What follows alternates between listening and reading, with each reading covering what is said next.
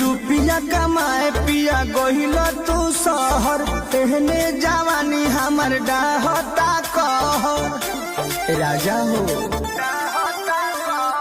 रुपिया कमाए पिया गहिल तू शहर, एहने जवानी हमर डाहता कहर।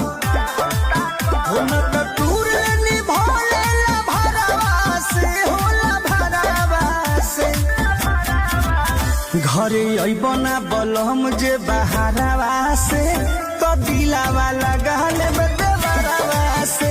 घरे अबना बलम जे बहारवा से, तो दिलावा लगा